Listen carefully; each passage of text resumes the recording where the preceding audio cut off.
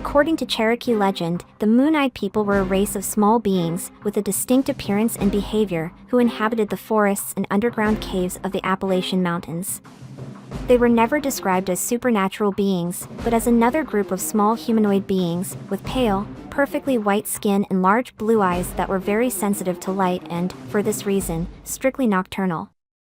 The Cherokee tell us that when they first came to the place they now inhabit, they found it possessed by certain moon-eyed people who could not see by day, wrote American botanist and educator Benjamin Smith Burton in 1797. Other people who have had contact with the Cherokee have reported hearing about the Moon-Eyed People as being the original inhabitants of the southeastern region of North America until the arrival of the Cherokee. At Fort Mountain in Georgia, there are remains of an ancient stone fort. A wall 270 meters long and more than 2 meters high, built between the years 400 and 500 AD, suggests that there would have been a skilled civilization before the Cherokee in the region. The Moon-Eyed People would have built these fortifications throughout their territory to prevent the entry of invaders who would threaten their domain. Axes, hoes, and other metal utensils were found in these fortifications. According to legend, the Creek tribe came from the south and invaded the territory of the Moon-Eyed People, attacked and expelled them from their caves. The small, fair-skinned people fled west and were never seen again.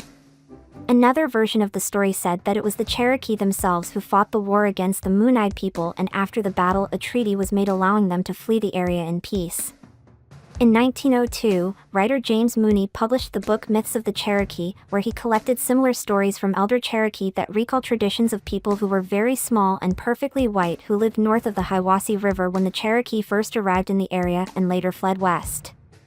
However, one of the best sources for the story comes from one of Tennessee's first governors, John Sevier.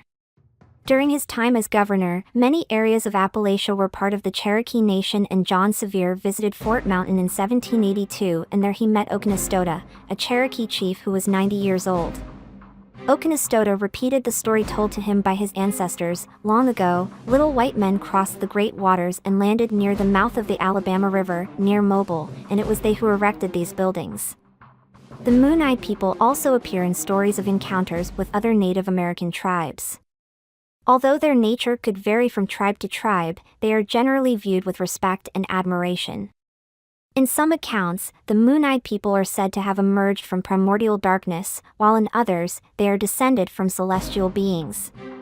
The Zuni people have a creation story that chronicles the Moon-Eyed People as the first beings to inhabit the earth, guiding humanity in its early stages.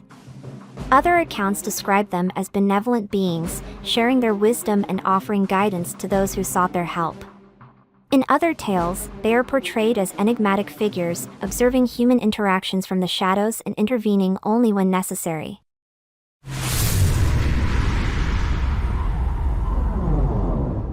Chugging quietly away in the dark depths of Earth's ocean floors, a spontaneous chemical reaction is unobtrusively creating oxygen, all without the involvement of life. This unexpected discovery upends the long-standing consensus that it takes photosynthesizing organisms to produce the oxygen we need to breathe. Biogeochemist Andrew Sweetman from the Scottish Association for Marine Science, SAMS, and colleagues made the surprising find while measuring seafloor oxygen levels to assess the impacts of deep-sea mining. The discovery of oxygen production by a non-photosynthetic process requires us to rethink how the evolution of complex life on the planet might have originated, says SAMS marine scientist Nicholas Owens, who wasn't involved in the research. In my opinion, this is one of the most exciting findings in ocean science in recent times.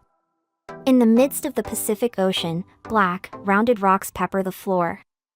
Here, at depths of more than 4,000 meters, oxygen levels slowly but surely keep increasing, the scientists' measurements showed.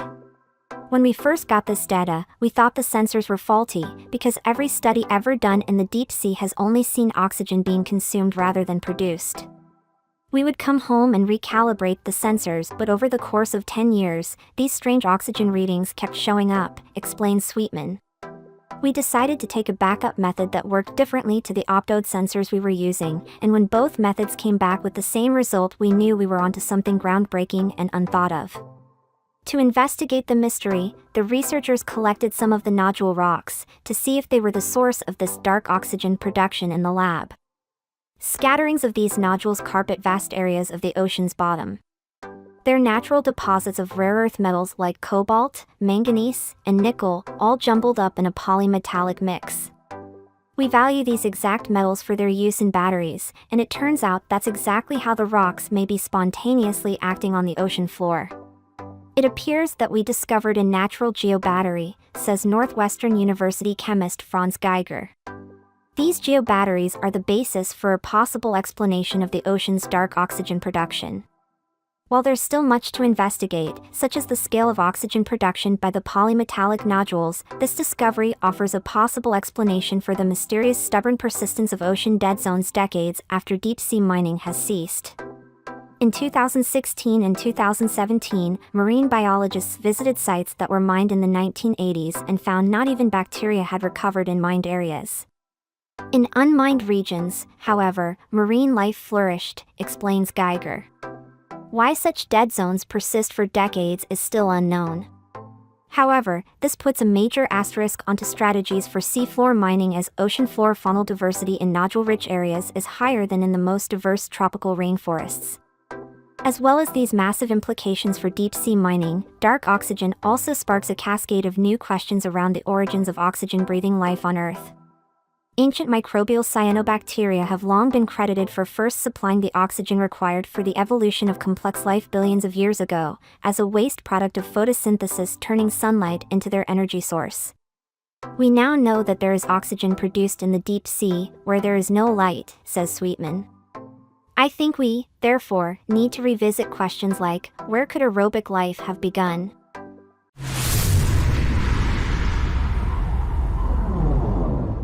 Whether it's freshly diced, sprinkled, or infused in oil, regularly adding some garlic to your diet has been found to keep both blood sugar and cholesterol in check.